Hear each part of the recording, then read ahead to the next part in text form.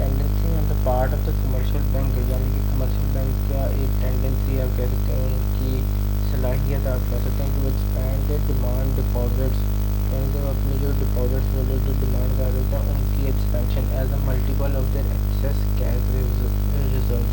यानी कि जो उनके कैश रिजर्व होते हैं, जो उन्होंने महफूज सरमाया अपने पास रखा होता है, उनको एज अ मल्टीपल यूज़ कर रहा होता है किसका, डिमांड डिपॉजिट से, या अपने जो रिजर्व है उनको मल्टीप्लाई कर रहा होता है जो भी वो डिपॉजिट्स वहाँ पर आते हैं, डिपॉजिट्स की जो एडिशन होती है, यानी कि जो पैसा वहाँ पर जो लोग रखवा रहे होते हैं उनके थ्रू अपने जो कैश रिजर्व है उनको मल्टीप्लाई कर रहा होता है, उनको इंक्रीज़ कर रहा होता है। This is basically credit creation, ठीक है, यानी कि जो उसके बाद डिपॉजिट्स आ रही हैं उसमें से कुछ हिस्सा वो अपने रिजर्व में डालते हैं, या आप इसे मल्टीप्लिकेशन भी कह सकते हो, आप इसको एडिशन भी कह सकते हो, addition in their cash reserve, या उनकी एक्सेसिंग हो रही है, तो excessive amount of cash reserve हो रहे हैं, excessive quantity of cash reserve हो रहे हैं, तो बेसिकली उसे हम कहेंगे क्रेडिट क्रिएशन। अच्छा, अब कुछ तरीके हैं जिससे क्रेडिट जो है जो कमर्शियल बैंक है वो क्रिएट करते हैं। सबसे पहले तो है डिस्काउंटिंग ऑफ बिल्स,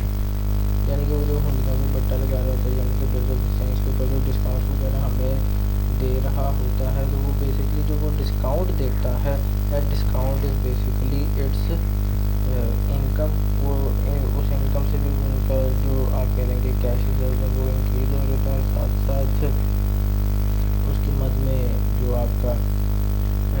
जो जब भी आप बिल डिस्काउंट कराते हो तो जो बैंक है वो कभी भी आपको जो अमाउंट है वो कैश के फॉर्म में नहीं देता, वो कैश के फॉर्म में इसलिए नहीं देता क्योंकि वो आपके अब वो कहते हैं कि आप पहले अकाउंट खुलवाएं, आपको तो आपका अकाउंट नहीं है, तो आप पहले अकाउंट खुलवाते हैं, और जब आप अकाउंट खुलवाते हैं तो ज़ाहिर सी बात है कुछ ना कुछ डिपॉजिट्स भी आप देते हैं अकाउंट ओपनिंग के टाइम पे, एंड देन जो बिल ऑफ एक्सचेंज की जो अमाउंट होती है वो आपके अकाउंट में ट्रांसफ़र कर दी जाती है। जो आपने डिपॉजिट्स कराए होते हैं that is basically a way of creating credit. फिर सप्लाई ऑफ लोन्स, यानी कि अगर जो बैंक है वो जिस टाइम बॉरोअर को लोन वगैरह सप्लाई करता है तो उसके अगेंस्ट उसमें सिक्योरिटी वगैरह लेता है, तो लोन खुलवाने के लिए भी तो वो पहले यही कहता है ना कि आप जो है वो अकाउंट खुलवाएं, क्योंकि वो जो लोन की जो अमाउंट होती है वो ज़्यादातर जो है वो कैश की फॉर्म में नहीं देता होता, बल्कि लोन अकाउंट में आके ट्रांसफ़र कर देता है। तो उस लोन अकाउंट को खुलवाने के लिए भी जो आपका जो ड्रॉर है, ये जो बोरोवर है उसको बेसिकली कुछ ना कुछ पैसे जो है वो ड्रॉ कर आपके डिपॉजिट करवाने पड़ते हैं, एंड देन दूसरे चार्जेस वगैरह भी होते हैं, तो वो दूसरे चार्जेस वगैरह भी पे वगैरह करके एंड देन अकाउंट की अमाउंट भी डिपॉजिट करके, तो वो जो डिपॉजिटिंग हो रही होती है that is basically a way of credit creation. फिर बाय मेकिंग इन्वेस्टमेंट्स, अब बैंक अगर खुद से इन्वेस्टमेंट कर रहा है कहीं पर तो उसके बदले में जो भी आप कह सकते हैं कि प्रॉफिट्स वगैरह होंगे, तो उससे भी उसका जो क्रेडिट है वो क्रिएट ही हो रहा होता है, ठीक है। जो भी सिक्योरिटीज शेयर्स वगैरह में वो इन्वेस्टमेंट कर रहा है, पैसे वगैरह डाल रहा है, सेल परचेज कर रहा है, एनीथिंग, तो वो भी सारा बेसिकली उसकी क्रेडिट क्रिएशन ही हो रहा होता है। आगे चलते हैं, इसके एक एग्जांपल है, तो एग्जांपल पे चलने से पहले कुछ असम्पशन हैं जो कि हमने कुछ पॉइंट्स हैं जो कि एग्जाम करना है। सबसे पहले है कि प्राइमरी डिपॉजिट्स आर 2000, किसी बंदे ने पैसे जो है वो जमा कराए हैं बैंक में, वो 2000 रुपये है, उसके बाद जितनी भी पेमेंट्स होनी हैं या रिसीविंग्स होनी है वो सारा कुछ चेक के थ्रू होना, कुछ भी कैश की फॉर्म में नहीं होगा। फिर है there is no leakage in the credit creation, यानी कि किसी भी किस्म के लॉस वगैरह हमें इसमें फेस नहीं करना पड़ा, एक टोटली आइडियल सिचुएशन है। फिर central bank does not adopt any credit control policy, तो किसी किस्म से भी ज़र को कंट्रोल करने वाली पॉलिसी जो है वो सेंट्रल बैंक जो है वो अडॉप्ट नहीं करता। अगर कोई पॉलिसी है तो वही पॉलिसी जो है वो रिटेन रहती है। ये क्या पॉलिसी है, ये भी हमने नेक्स्ट लेक्चर में ये चीज़ पढ़नी है, नेक्स्ट वीडियो में इंशाल्लाह हम ये चीज़ पढ़ेंगे। फिर ratio of cash reserve is 20% which is constant. अब एक कांस्टेंट कैश रिजर्व की हमने परसेंटेज रख ली है कि जो है 20%। ये क्या है, ये भी हम लोग आगे चल के एग्जाम्पल में देखते हैं। अब कुछ एक्सप्लेनेशन है इसकी एग्जाम्पल की। कहते जी, कस्टमर डिपॉजिट्स 2000 इन बैंक ए, बैंक ए में उसने 2000 रुपये तो रखवा दिए। अब बैंक ए जो है उस 2000 में से 1600 रुपये का लोन ग्रांट कर देता है और 400 जो है वो कैश रिजर्व रखता है। मैंने आपको जो अजम्पशंस में हमने बात की थी कि जो कैश रिजर्व रेशियो है वो 20% है, तो 2000 का 20% हमने लिया 400, तो 400 जो बैंक है उसने रिजर्व में रख लिया और जो रिमेनिंग 1600 है उस 1600 को वो बेसिकली यूज़ करेगा लोन गिविंग के लिए। सिमिलरली अब जब कस्टमर ने जो अमाउंट है वो लोन की जो अमाउंट है वो किसी दूसरे बैंक में डिपॉजिट कराई है, यानी कि किसी दूसरे बैंक में, बैंक बी में या बैंक सी में डिपॉजिट करा दिया, तो वहाँ पर 1600 वो डिपॉजिट कराया एंड देन सिमिलरली ये जो प्रोसेस है वो कंटिन्यू किया जाएगा, यानी कि वो 1600 का 20% रखेंगे रिजर्व और जो बाकी बचेगा वो 12C बचता है तो वो 12C आके डिपॉजिट कराया जाएगा, यानी कि ये लोन का जो चेन है वो आगे कंटिन्यू होता रहता है। आगे आपको टेबल से ज़्यादा बेहतर समझ लगेगा। जैसे बैंक ए में जो टोटल डिपॉजिट्स हैं वो 2000 थे, 2000 का हमने 20% जो है वो रिजर्व रेशो रखा, रिजर्व हमारा आ गया 400, तो जो बाकी जो अमाउंट है वो बेसिकली क्रेडिट को क्रिएट किया गया, यानी कि इतनी अमाउंट का हमने लोन दिया है बैंक ए 1600 का। अब जब बैंक ए से जो एक कस्टमर है उसने अमाउंट जो वो ट्रांसफ़र की बैंक बी में, यानी कि वहाँ पर डिपॉजिट कराई, तो बैंक बी क्या करेगा 1600 में से 20% का वो रिजर्व रखेगा, क्योंकि हमने एज्यूम किया हुआ था कि कांस्टेंट है, और 1600 का जो 20% है दैट इज़ बेसिकली 320, और जो रिमेनिंग अमाउंट होगी 1280 वो क्रेडिट क्रिएट हो गया, यानी कि बैंक बी जो है वो 1280 रुपीज़ का लोन जो है वो आगे देगा। इस तरह अब वो जो बैंक बी से किसी बंदे ने लोन लिया वो बैंक सी में वो अपने जो लोन की जो अमाउंट है वो डिपॉजिट करा देगा, लाइक 1280 उसने वहाँ पे डिपॉजिट कराया है, तो वहाँ पे जो कैश रिजर्व आएगा वो 20% जो कैश रिजर्व उसमें से निकालेंगे तो 256 कैश रिजर्व वो रखेंगे एंड जो रिमेनिंग अमाउंट होगी 1024 की वो बेसिकली क्रेडिट क्रिएट होगा, उसका वो लोन देंगे। और इसी तरह ये जो आगे वो प्रोसेस चलता जाएगा। डी ने 1024 के डिपॉजिट थे वो लोन देगा 819 के, और जो कैश रिजर्व उन्होंने रखा वो 205 रुपीज़ का रखेंगे। तो इस अमाउंट को आगे जब हमने टोटली चलता रहा, जैसे कि ये प्रोसेस जो वो चलता रहेगा जब तक अमाउंट ज़ीरो नहीं हो जाती, तो एक फार्मूला के तहत हमने देखा ही कि अभी तक की जो टोटल डिपॉजिट्स हो गए वो 10,000 देखेंगे, रेशो कैश रिजर्व जो है वो 20% हो जाएगी। कैश रिजर्व जो है जो हमने मेंटेन किया, यानी कि ये इस चेन में जितने भी बैंक शामिल होंगे वो 2000 का करेंगे, जबकि जो लोन जो क्रिएट होगा दैट इज़ बेसिकली ऑफ 8,000। अभी किस फार्मूला के तहत आया वो फार्मूला बची स्लाइड में देखिए। Total deposit is basically equal to primary deposit, यानी कि जो स्टार्टिंग में जो हमने 2000 डिपॉजिट कराया था उसको हमने मल्टीप्लाई करना 1/रिजर्व रेशो, रिजर्व रेशो हो गया 20%, तो 1/20% से हमने अपने प्राइमरी डिपॉजिट्स को मल्टीप्लाई कर देना है, तो उसमें हमारे जो टोटल डिपॉजिट्स हैं वो आ जाएंगे। लाइक प्राइमरी डिपॉजिट्स हमने इसमें किए थे तो 2000 है, रिजर्व रेशो जो है वो 20% है, तो फिर हमारे जो टोटल डिपॉजिट्स हैं जब हमने 2000 को 1/20% से मल्टीप्लाई किया तो हमारा आंसर आ गया ₹10,000, जो कि हमने टेबल में भी देखा था कि ₹10,000 ही हमारे टोटल डिपॉजिट्स थे। अब जो हमने जो क्रिएटेड डिपॉजिट्स हैं, डिपॉजिट जो हमने क्रिएट किए, यानी कि जो क्रेडिट क्रिएशन हुई है हमारी वो कैसे आएगी, यानी कि जो हमारे टोटल डिपॉजिट्स हैं उनमें से हमने अपने प्राइमरी डिपॉजिट्स को माइनस कर देना है। तो टोटल डिपॉजिट्स थे हमारे 10,000, प्राइमरी डिपॉजिट से 2000, तो हमारे जो क्रिएटेड डिपॉजिट्स आए हैं दैट इज बेसिकली 8,000। ठीक है, तो आपको ये समझ आ चुका होगा, काफ़ी आसान है। आगे चलते हैं इसकी कुछ लिमिटेशन क्रेडिट क्रिएशन। सबसे पहले कैश रिजर्व, तो कुछ बैंक के ऊपर रिस्ट्रिक्शंस होती हैं, यानी कि कमर्शियल बैंक के ऊपर रिस्ट्रिक्शंस होती हैं सेंट्रल बैंक की तरफ से कि उन्हें कुछ ना कुछ पैसा जो है वो रिज़र्व के तौर पर रखना ही रखना होता है। वो क्यों रखना होता है, ताकि वो अपनी जो डेली नीड्स हैं, जो रूटीन एक्सपेंसेस हैं उनको पूरा कर सकें, उनको पे आउट कर सकें, और जो कस्टमर्स की जो डिमांड है वैसे ज़्यादा कस्टमर ने वहाँ पर पैसे जो डिपॉजिट कराए हैं वो उसमें कभी ना कभी निकलवाने भी तो है ना, तो उसके लिए भी तो रिजर्व मेंटेन करना पड़ेगा। बैंक जो है वो सारी की सारी अमाउंट जो है वो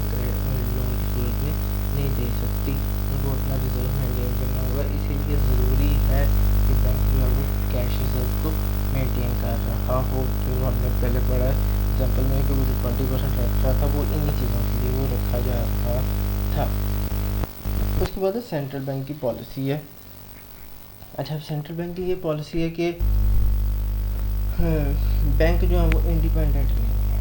बैंक खुद मुख्तार नहीं होते, कमर्शियल बैंक जो है वो खुद मुख्तार नहीं होते, उन्हें सेंट्रल बैंक की पॉलिसी को ही जो आप कह लें कि इम्प्लीमेंट करना पड़ता है। जो वो रिस्ट्रिक्शंस लगाता है बैंक रिजर्व्स के लिए या क्रेडिट क्रिएशन के लिए, कमर्शियल बैंक पाबंद है कि उन सेंट्रल बैंक पॉलिसीज़ के ऊपर अमल दरामद हो रहा हो। बेसिकली ये वही आपकी मॉनेटरी पॉलिसीज़ ही होती हैं, ये फिस्कल पॉलिसीज़ होती हैं। उसके बाद है विलिंगनेस ऑफ बोरोअर। अच्छा, अगर तो लोग जो है वो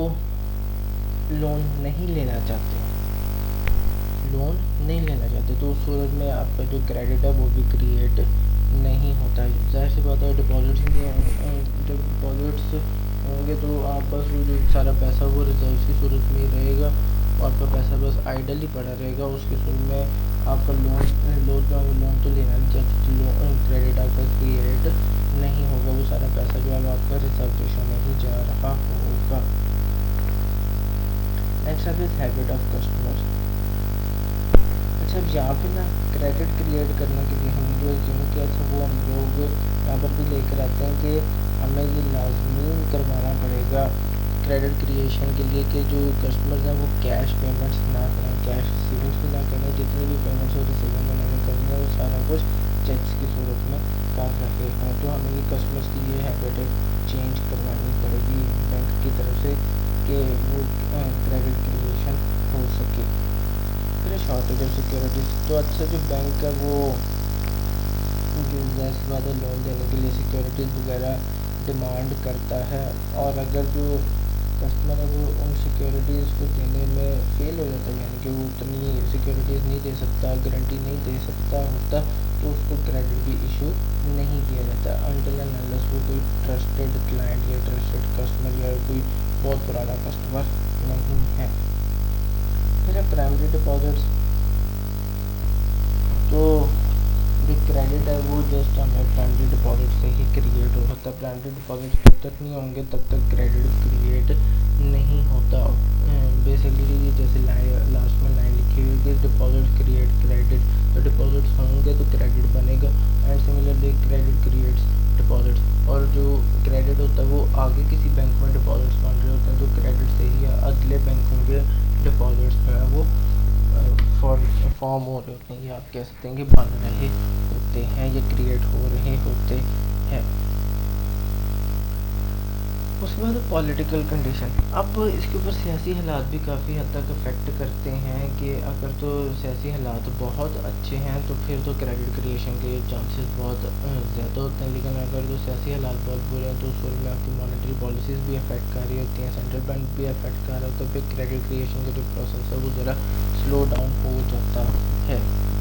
फिर इकोनॉमिक कंडीशन। आपके मुल्क की माशी हालात भी आपके सियासी हालात की तरह के साथ ही रिलेटेड ही होते हैं। अगर तो आपके मुल्क के सियासी हालात सही हैं तो आपके मुल्क के माशी हालात भी ठीक होते हैं, और जब माशी हालात भी ठीक होते हैं तो लोग जो है वो ज़्यादा से ज़्यादा लोन्स ले रहे होते हैं। ज़्यादा से ज़्यादा जब ज़्यादा डिपॉजिट्स लेंगे तो उसको डिपॉजिट्स करेंगे तो साथ साथ क्रेडिट क्रिएशन भी ज़्यादा होती रहती है, और बिज़नेस अपॉर्चुनिटीज़ भी ज़ाहिर सी बात है निकल रही होती हैं। तो जब बिज़नेस अपॉर्चुनिटीज़ निकलती हैं तो अल्टीमेटली जो क्रेडिट की जो आप कह लें कि मांग है, जो उसकी डिमांड है, उसमें भी इंक्रीज़ होता रहता है।